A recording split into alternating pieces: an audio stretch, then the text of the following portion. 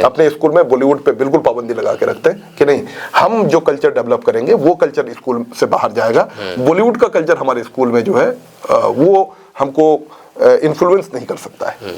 और बहुत ही छोटी छोटी चीज़ों के लिए बच्चों को गार्जियंस घर लेके चले जा रहे हैं। आपको यकीन होगा कि गार्जियन छुट्टी लेने के लिए आते हैं कि हमारे घर की छत की ढलाई हो रही है, उसके लिए भी छुट्टी मांगी जाती है। मतलब कि ऐसी, तो जिसकी वजह से पेरेंट्स को कन्विंस करना कि भाई आपके बच्चे को हॉस्टल में रहना ज़्यादा इंपॉर्टेंट है, ये एक बहुत बड़ा चैलेंज है। अच्छा, आप प्राइवेट स्कूल चला रहे हैं और बहुत सारे ऐसे प्राइवेट स्कूल हैं जहाँ पर देखा जाता है कि जब भी सांस्कृतिक कार्यक्रम होते हैं तो बॉलीवुड गानों पर डांस कराया जाता है बच्चों को, यहाँ तक कि असली गानों पर भी डांस कराया जाता है। तो क्या लगता है कि इससे समाज में जो संस्कृति है उससे प्रभावित नहीं हो रही है और बच्चों पर क्या असर पड़ेगा सर? कि जब आप स्कूल का प्रोग्राम कर रहे हैं और बॉलीवुड और ऑर्केस्ट्रा का कहीं पे प्रोग्राम हो रहा हो तो दोनों प्रोग्राम में तो फर्क होना चाहिए। बिल्कुल बिल्कुल, है ना। हम इसलिए हम जो है अपने स्कूल में बॉलीवुड पे बिल्कुल पाबंदी लगा के रखते हैं कि नहीं, सिर्फ आसपास के माहौल की वजह से आपका बच्चा ये बोल रहा है कि मैं डॉक्टर बनना चाहता हूँ, लेकिन उनकी जो अंदर जो पोटेंशियल है ना, वो एक जज बनने की पोटेंशियल, डॉक्टर बनने की, एक जज बनने की पोटेंशियल, और एक वो जज बन सकता है लेकिन आप उसको डॉक्टर बनाना चाहते हैं क्योंकि हमारी सोसाइटी में जज नहीं है,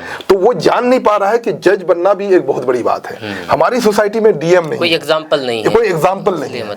देखिए, किसी चीज का जानना इस बात की अलामत नहीं है कि आप अपनी चीज भूल जा रहे हैं। मैं ये कह रहा हूं कि अगर आपकी मादरी जबान अगर उर्दू है तो आप उर्दू पढ़िए, लेकिन चूंकि ऑफिशियल लैंग्वेज जो है आपके वहां पे बंगाली है तो आप बंगाली को इग्नोर नहीं कर सकते हैं, है ना। तो उसको जो है पढ़ाना बहुत जरूरी है। तो हम लोग अपने स्कूल में इस साल जो है उर्दू, हिंदी और इंग्लिश तो पढ़ा ही रहे हैं, लेकिन खास करके उत्तर दिनाजपुर के बच्चों की जरूरत को सामने रखते हुए हम लोग जो है बंगाली भी इस बार से अपने स्कूल में डाल रहे हैं। अच्छा। ताकि बंगाल के बच्चे जो है अपने ऑफिशियल लैंग्वेज से वंचित न रह जाए। अच्छा। और ये बात हम भी यही समझते थे कि बच्चों को मोबाइल नहीं देना चाहिए, लेकिन हम इस नतीजे पे पहुंचे हैं कि अगर बच्चों को आप टेक्नोलॉजी नहीं देते हैं, अगर बच्चों के हाथ में टैब और लैपटॉप नहीं देते हैं, तो जो नेशनल ग्रोथ हो रहा है, जिस तरह से दूसरे जगहों के बच्चे टेक्नोलॉजी के जरिए से पढ़ाई कर रहे हैं, वहां पे हमारे बच्चे बहुत पीछे रह जाएंगे। तो हमने अब की बार ये किया है कि अब हमारे स्कूल के तमाम बच्चे टैब लेकर के आ सकते हैं, लेकिन अच्छी बात यह है कि उस टैब में हमारे पास जो है पेरेंटल कंट्रोल होगा। पेरेंटल कंट्रोल का मतलब कि उस टैब में फेसबुक नहीं चलेगा, उस टैब में इंस्टाग्राम नहीं चलेगा। शिक्षा केवल डिग्री हासिल करने का नाम नहीं, बल्कि एक ऐसा साधन है जो इंसान को सोचने, समझने और समाज में बदलाव लाने की शक्ति देता है। जब किसी स्कूल से छात्र न केवल उच्च शिक्षा के शिखर पर पहुंचते हैं बल्कि राष्ट्र के सबसे प्रतिष्ठित संस्थानों में अपनी जगह बनाते हैं, तो फिर ये उन संस्थान की गुणवत्ता, शिक्षकों की मेहनत और फिर नेतृत्व की दूरदर्शिता को दर्शाता है। आज हम बातचीत करने जा रहे हैं ऑक्सफोर्ड इंटरनेशनल स्कूल किशनगंज के मैनेजिंग डायरेक्टर श्री तफीमुर रहमान जी से, जिनके मार्गदर्शन में ये स्कूल सफलता की नई ऊंचाइयों को छू रहा है। ये स्कूल सिर्फ शिक्षा देने का काम नहीं कर रहा है बल्कि छात्रों के आत्मविश्वास और फिर व्यक्तित्व के निर्माण में भी महत्वपूर्ण भूमिका निभा रहा है। हाल ही में इस स्कूल ने एक ऐतिहासिक उपलब्धि हासिल की है। इसके 2 छात्रों ने IIT में प्रवेश पाया है, एक ने बिहार में JEE परीक्षा में टॉप किया है और कई छात्र मेडिकल, लॉ और अन्य प्रतिष्ठित विश्वविद्यालयों में प्रवेश में लेने में सफलता पाई है। ये केवल स्कूल ही नहीं बल्कि पूरे किशनगंज जिले के लिए गर्व की बात है। आज हम ऑक्सफोर्ड इंटरनेशनल स्कूल के मैनेजिंग डायरेक्टर तफीमुर रहमान से जानेंगे कि उन्होंने इस स्कूल को किस सोच के साथ आगे बढ़ाया, जो छात्रों की सफलता के पीछे क्या रणनीतियां अपनाई गई और आने वाले वर्षों में वे इस संस्था को और ऊंचाइयों तक कैसे ले जाना चाहते हैं। आइए इस प्रेरणादायक सफर के बारे में विस्तार से श्री तफीमुर रहमान जी से बात करते हैं। सर, सबसे पहले हम आपके बारे में जानना चाहेंगे कि आपकी शुरुआती पढ़ाई कहाँ से हुई है और आगे की पढ़ाई आपकी किस विषय में हुई है? मैं बचपन से ही बाहर रहा हूँ। क्लास 6 में मैं अलीगढ़ चला गया था, मिंटू सर्किल, जिसके लिए यहाँ से बच्चे काफ़ी बड़ी तादाद में जाते हैं। मैंने 6 क्लास से लेकर के 12वीं तक की पढ़ाई मैंने अलीगढ़ से की है और उसके बाद फिर जामिया मिल्लिया इस्लामिया चला गया, वहाँ से मैंने ग्रेजुएशन किया और फिर मास्टर्स के लिए मैं लंदन चला गया, वहाँ से मैंने मास्टर्स किया बिजनेस एडमिनिस्ट्रेशन में और फिर वहाँ पे 3 साल जॉब किया। तो तकरीबन 5 साल जो है मैं लंदन में रहा और फिर वहाँ पे जॉब करने के बाद मुझे लगा कि यार जितनी मेहनत मैं यहाँ पर करता हूँ क्यों ना फिर चूंकि मेरा बचपन से एजुकेशन में काम करने की रुचि थी, तो फिर मैं जो है 2012 में किशनगंज आ गया और फिर यहीं पे ग्रास रूट में यहाँ पे एजुकेशन के फील्ड में काम कर रहा हूँ। तो आपने शिक्षा के क्षेत्र को ही क्यों चुना, शिक्षा को क्यों चुना, कि कोई ऐसा प्रेरणा रहा जिसको देख करके आपको लगा कि नहीं हमको शिक्षा में ही जाना है? क्योंकि देखिए इसमें दो बातें हैं। एक तो ये कि मेरे अब्बू चूंकि एजुकेशन के मैदान में काम करते थे और फिर वो डिसकंटिन्यू हो गया था, तो एक तो ये था कि बचपन से ही एक घर का एक इन्वायरमेंट ऐसा था कि तालीम के मैदान में हम लोगों को काम करना चाहिए, एक तो वो था। लेकिन दूसरी तरफ जो है अगर बिजनेस पॉइंट व्यू से देखें आप कि भाई आपको अपने कैरियर चुनना है, तो कैरियर वो चुनना चाहिए जहाँ पे ज़्यादा अपॉर्चुनिटी है। और मैं समझता हूँ कि सीमांचल में सबसे ज़्यादा अगर किसी फील्ड में अपॉर्चुनिटी है तो वो एजुकेशन का फील्ड है, जहाँ पे बहुत अपॉर्चुनिटीज़ है और वहाँ पे पढ़े लिखे लोगों को आकर के काम करने की ज़रूरत है। तो मैंने समझा कि इसी फील्ड को चुना जाए।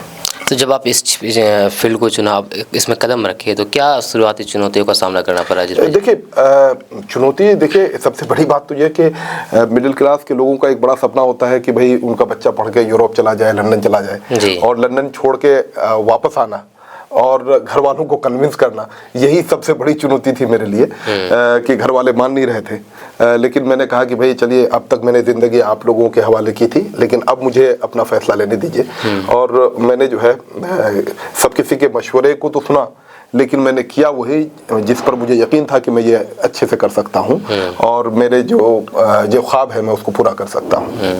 ये पूछना चाहेंगे कि एक शिक्षक और एक प्रबंधक के रूप में आपकी क्या योगदान है इसमें, स्कूल में बताना चाहें तो, और छात्रों को मतलब कि किस तरह से आप अपना योगदान देते हैं? देखिए यहाँ पे जो हमारे इलाके में जो स्कूल्स हैं ना, अनफॉर्चुनेटली ज़्यादातर जो यहाँ पे स्कूल्स हैं और ज़्यादातर जो बच्चे पढ़ रहे हैं वो जो है फर्स्ट जनरेशन लर्नर्स हैं। हमारे बच्चे जो है ऐसे बच्चे ज़्यादा हैं जिनके ख़ानदान में जो लोग बच्चे भेज रहे हैं उनका ख़ानदान का उनके अब्बू पढ़े हुए हैं या कि वो बच्चा पहली बार अपने ख़ानदान में पढ़ रहा है।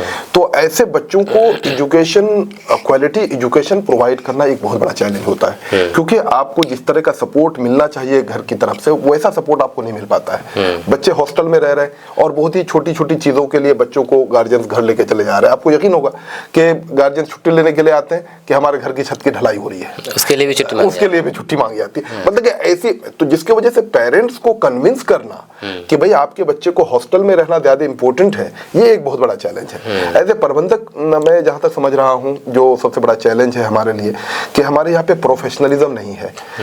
मतलब प्रोफेशनलिज्म से मतलब ये कि स्कूल चलाने के लिए जो एक डेडिकेशन चाहिए, जो टीचर्स आप रख रहे हैं उसके अंदर जो एक डेडिकेशन चाहिए उसको, और जो ट्रेनिंग चाहिए वो ट्रेनिंग जो है प्रोवाइड करना बहुत ही एक चैलेंजिंग जॉब है। और आपको बताते हुए मैं खुशी हो रही है कि उस चैलेंज को हम लोगों ने मीट किया है, और जिसकी वजह से हम ये बात आपको बहुत ही जिम्मेदारी के साथ कह पा रहे हैं कि हम जो है अपने टीचरों को क्वालिटी ट्रेनिंग प्रोवाइड करते हैं, और इसी वजह से जो है हम क्वालिटी एजुकेशन देने के रास्ते में हैं। हम ये नहीं कह रहे हैं कि हम पूरी तरह से कामयाब हो गए हैं, लेकिन हमको पता है कि हमको क्या करना चाहिए।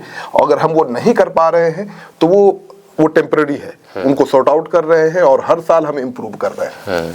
अच्छा, एक चीज़ पूछना चाहेंगे कि शिक्षा में उत्कृष्टता प्राप्त करने के लिए आपका दृष्टिकोण क्या है, तो आप बता सकते हैं? देखिए जो क्वालिटी एजुकेशन है ना, ये बहुत ही सब्जेक्टिव है कि क्वालिटी एजुकेशन आमतौर पे जो है ना जगह जगह जो है ना वो लोग चेंज कर देते हैं कि साहब यहाँ पे अगर एक बच्चा इतना पढ़ रहा है तो इसका मतलब बहुत क्वालिटी एजुकेशन है। लेकिन जहाँ मैं समझता हूँ वो ये कि जब आप हिंदुस्तान में हैं और एक बच्चा दिल्ली का होगा, एक बच्चा बॉम्बे का होगा, या कहीं का भी एक बच्चा होगा, तो उसके लिए जो एक कॉम्पिटिटिव एग्जाम होगा, और एक बच्चा किशनगंज का, एक बच्चा उत्तर दिनाजपुर का, जो क्वालिटी एजुकेशन के नाम पे जो कॉम्पिटिशन्स हैं वो कॉम्पिटिशन्स तो तमाम बच्चे के लिए सेम होता है। तो इसलिए जो है ये हमारे लिए बहुत ज़रूरी है कि हम अपने बच्चों को दिल्ली, मुंबई और जो दूसरे बड़े शहर हैं उन शहरों के स्कूल में जो बच्चों की जो क्वालिटी ऑफ एजुकेशन है, जो उनको उन बच्चों को जो एक्सपोजर मिलता है, करिकुलर एक्टिविटीज़ के नाम पे जो उनको एक्सपोजर मिलता है, उन एक्सपोजर्स को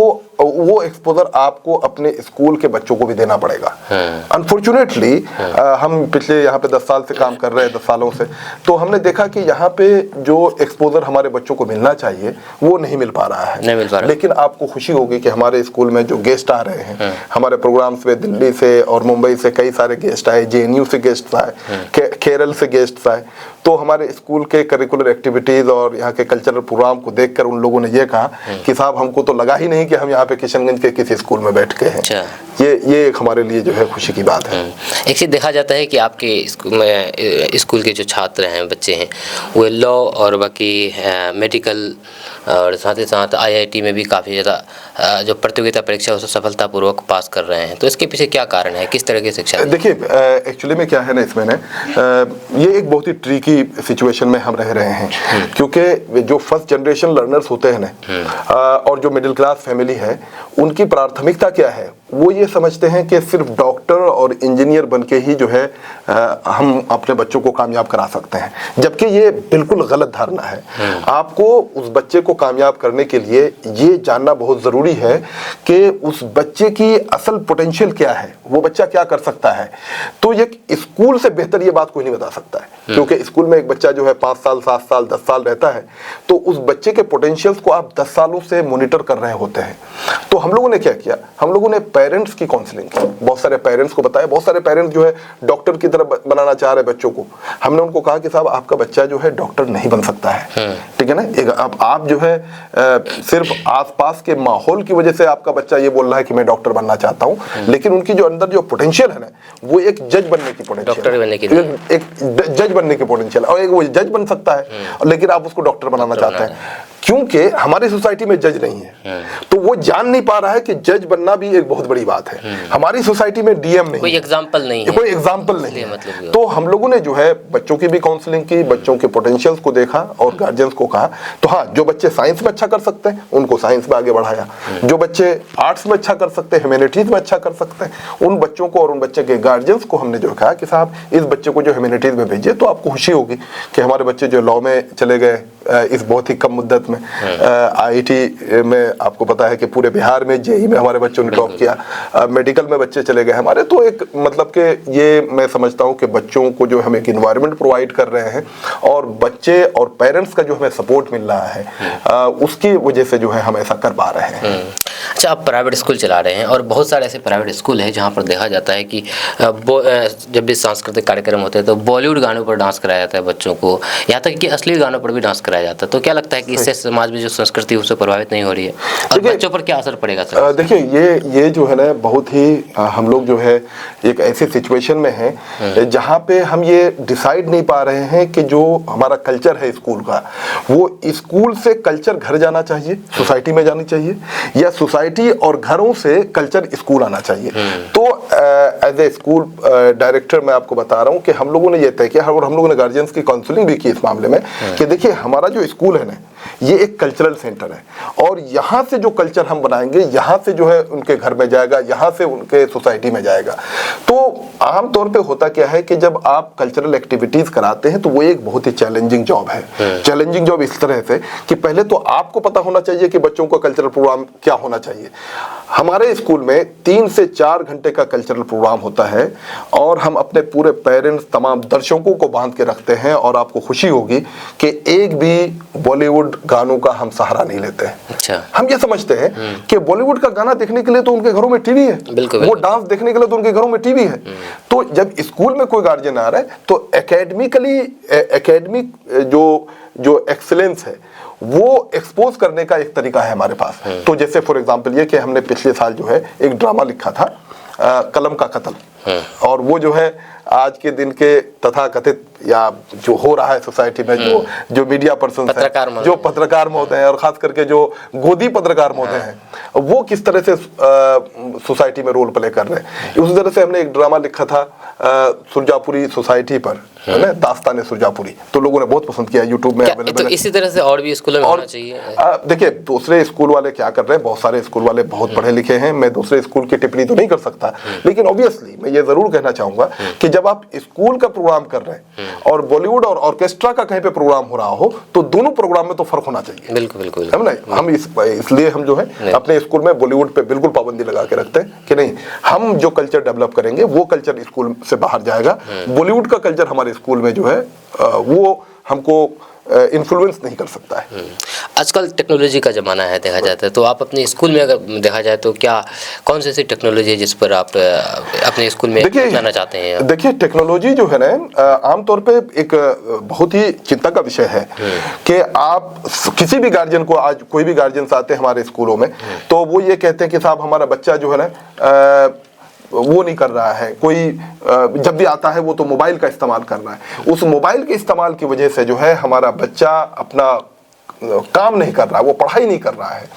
तो हम जो है समझते हैं, और ये बात हम भी यही समझते थे कि बच्चों को मोबाइल नहीं देना चाहिए, लेकिन हम इस नतीजे पे पहुंचे हैं कि अगर बच्चों को आप टेक्नोलॉजी नहीं देते हैं, अगर बच्चों के हाथ में टैब और लैपटॉप नहीं देते हैं, तो जो नेशनल ग्रोथ हो रहा है, जिस तरह से दूसरे जगहों के बच्चे टेक्नोलॉजी के जरिए से पढ़ाई कर रहे हैं, वहां पे हमारे बच्चे बहुत पीछे रह जाएंगे।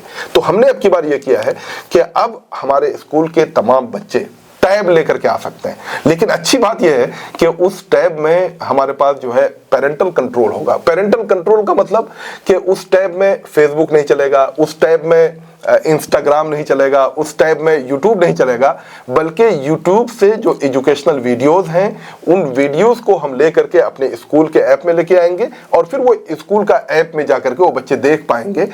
तमाम एक टीम है हमारी डेडिकेटेड, वो डेडिकेटेड टीम जितने एजुकेशनल वीडियोस हैं, एजुकेशनल वेबसाइट्स हैं, उन वेबसाइट्स को उस टैब में डालेंगे और सिर्फ वही वेबसाइट और वही वीडियोस उसमें चल पाएंगे जो उस बच्चे के लिए बहुत फायदेमंद है ना। तो ये हम टेक्नोलॉजी का इस्तेमाल कर रहे हैं। तमाम बच्चे जो है अब कमिंग सेशन से जो है उसको टैब अलाउ होगा, टैब लेके आ सकते हैं। ये बहुत अच्छी बात है, ये कोशिश कर टेक्नोलॉजी में। अब भाषा के बारे में बात करना चाहेंगे कि भाषा किसी भी क्षेत्र की पहचान होती है। सही। तो आपकी नज़र में क्या मतलब कि भाषा का कितना महत्व है, क्षेत्रीय भाषा, और बच्चों को क्या लगता है ना कि बच्चे भी दक्ष हो अपनी मातृभाषा में?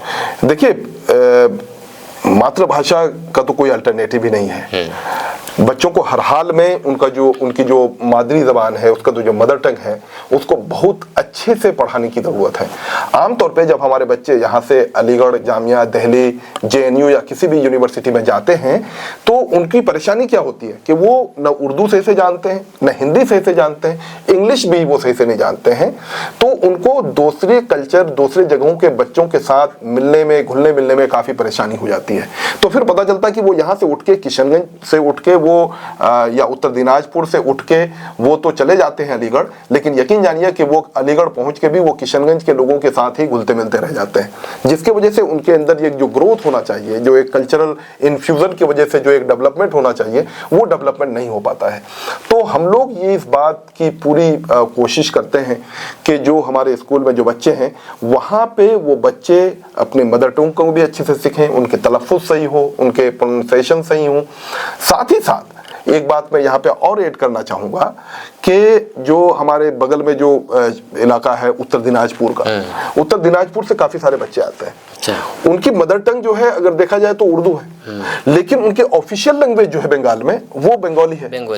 तो 90% जो बच्चे आ रहे हैं वहाँ पे, पता चला कि वो 10th में बंगाली नहीं पढ़ रहे। तो अब क्या हो रहा है, तो इससे जो सरकारी नौकरियां हैं ना बंगाल की, वो सरकारी नौकरियों में वो बच्चे अब जो है नहीं जा पा रहे। क्यों? क्योंकि 30 नंबर जो है, 25 नंबर पता चला किसी एग्जाम में, तो उसको बंगाली से पूछा जाना है। तो उन बच्चों को चूंकि 10th में बंगाली नहीं है, तो इससे एक बड़ा नुकसान हो रहा है और आने वाले दिनों में बंगाल के बच्चों को एक बहुत बड़ा नुकसान हो जाएगा।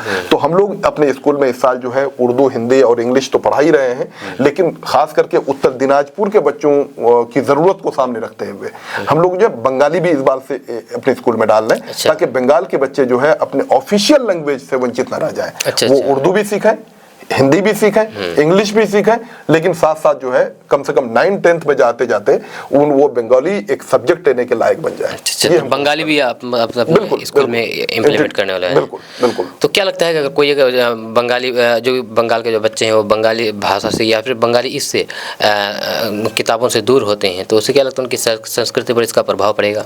देखिए, अगर बंगाली से अगर वो दूर हो जा रहे हैं ना, तो वो बंगाल के कल्चर से भी दूर हो जा रहे हैं। देखिए, किसी चीज का जानना इस बात की अलामत नहीं है कि आप अपनी चीज भूल जा रहे हैं। मैं ये कह रहा हूं कि अगर आपकी मादरी जबान अगर उर्दू है तो आप उर्दू पढ़िए, लेकिन चूंकि ऑफिशियल लैंग्वेज जो है आपके वहां पे वो है बंगाली है, तो आप बंगाली को इग्नोर नहीं कर सकते हैं, है ना। तो उसको जो है पढ़ाना बहुत जरूरी है। और जाहिर सी बात है, बंगाली जब तक आप पढ़ेंगे नहीं तो आप उसके कल्चर से जो है अपने आप को जो है हम आहंग नहीं कर सकते हैं।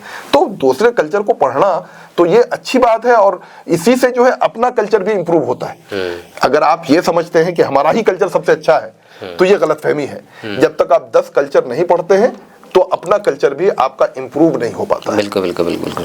अब स्कूल के बारे में बात करना चाहेंगे कि आप अपने स्कूल में कोई ऐसी पहल प्रयोग करते होंगे जिससे प्रयोग करने की योजना बना रहे हैं जिससे छात्रों के संपूर्ण विकास हो, छात्रों की अपने स्कूल की बताना चाहिए? देखिए, मैं इस सिलसिले में एक बात बता रहा हूँ आपको। स्कूल जो है ना, खास करके जो बोर्डिंग स्कूल है, वो समझ जाइए कि वो एक ट्रेनिंग कैंप है ना। वो बच्चे सुबह 5 बजे से लेकर के रात के 9, साढ़े 9, 10 बजे तक वो एक ट्रेनिंग में रहते हैं, और उस ट्रेनिंग में काफी सारे लोग इन्वॉल्व रहते हैं। एक टीचिंग स्टाफ होता है जो उनको एकेडमिक के लिए जो है उसको जो है बच्चों के नॉलेज को एनहांस कराता है। एट द सेम टाइम हमारे पास जो और सपोर्टिंग टीचिंग स्टाफ्स हैं जो स्कूल के टाइम में नहीं पढ़ाते, उनको जो है कोचिंग के टाइम में पढ़ाते हैं, और कोचिंग के टाइम में जो है फिर उनको और जो है एकेडमिकली इंप्रूव करने की कोशिश करते हैं। ये तो हो गया उसका एक एकेडमिक पार्ट। लेकिन जैसा कि मैंने कहा कि स्कूल एक ट्रेनिंग का हिस्सा है, तो सुबह जो है सो के उठ के क्या करना है, उसको एक लिमिटेड टाइम में उसको तैयार होना है, उसको नाश्ता करना है। और वो सिर्फ नाश्ता करना नहीं है, बल्कि डाइनिंग टेबल में वो बैठ के किस तरह से नाश्ता कर रहा है। अच्छा, राइट, कि वो अपना नेवाला सही से उठा रहा है कि नहीं उठा रहा है, उसका प्लेट गंदा तो नहीं रह जा रहा है, उसके टेबल साफ है कि नहीं है, इसमें उस बच्चे का क्या कंट्रीब्यूशन है, इसको इंश्योर करना बहुत जरूरी है। यही एक्चुअली में ट्रेनिंग है, जिसको आप पुराने जमाने में जिसको तरबियत कहते थे, है ना, कि बच्चा जो हॉस्टल में रह रहा है तो वो कपड़े कैसे पहनता है, उसके जूते कैसे हैं, जूते पॉलिश है कि नहीं है, उसके बाल कैसे हैं, यानी कि उसकी जिंदगी गुजारने का जो एक तरीका हो सकता है, उसको एक कंप्लीट मतलब कि उसको बना करके भेजना है। संपूर्ण विकास अगर कहा जाए कि वो जो है सोसाइटी में अगर कहीं जाए तो वो उसको ये बताने की जरूरत नहीं पड़े कि साहब मैं पढ़ा लिखा हूं कि नहीं हूं। उसका एटिकेट, उसका बात करने का तरीका, उससे लोगों से मिलने जुलने का तरीका, ये सब तरीके उसके ऐसे होने चाहिए कि सामने वाला ये जान जाए कि साहब ये लड़का जो है पढ़ा लिखा लड़का है। ये बहुत इंपॉर्टेंट है कि आपके जो एक्शंस हैं वो बात करें, आपको बोलने की जरूरत नहीं पड़े। बिल्कुल जी, ये हम कोशिश करते हैं। आपका बहुत बहुत शुक्रिया सर, आप यहाँ पर आए। ये थे ऑक्सफोर्ड इंटरनेशनल स्कूल किशनगंज के मैनेजिंग डायरेक्टर तफीमुर रहमान साहब। आपका इसके बारे में क्या कहना है, नीचे कमेंट बॉक्स में कमेंट करके ज़रूर बताइएगा। हम दोनों के बीच में जो बातें हुई है आप ज़रूर अपना राय रखिएगा। मिलते हैं नेक्स्ट वीडियो के साथ। जय हिंद, जय भारत।